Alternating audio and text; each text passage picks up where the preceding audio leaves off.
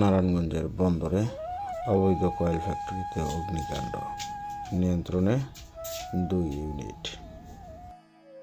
প্রতিনিধি আজিজুল হক তন্ময়ের পাঠানো তথ্যচিত্রে দেখুন বিস্তারিত।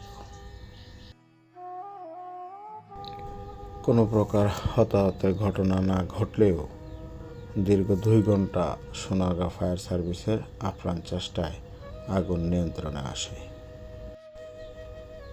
ঘটনাটি নারায়ণগঞ্জ বন্দর উপজেলার দামগড় ইউনিয়নের 1 নং ওয়ার্ডের শ্রীরামপুর বড় ব্রিজ সংলগ্ন জমজম মশার কয়েল ফ্যাক্টরিতে ঘটে।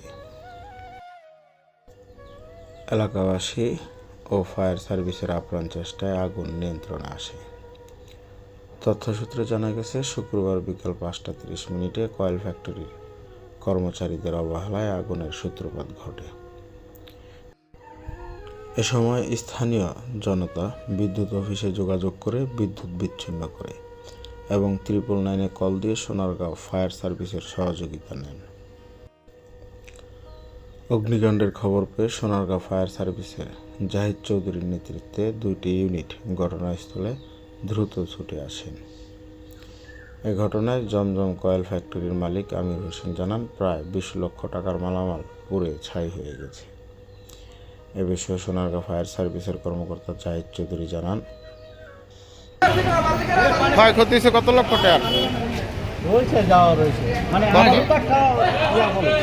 আপনি এটা বলবেন না, ক্যামেরা হইতেছে না। হ্যাঁ, লাখ 20 লাখ টাকা। লাখ 20 লাখ টাকা। কিভাবে আগুনের সূত্রপাত ঘটছে আর কয়টা পর্যন্ত আপনারা নিয়ন্ত্রণ আনতে? ধন্যবাদ।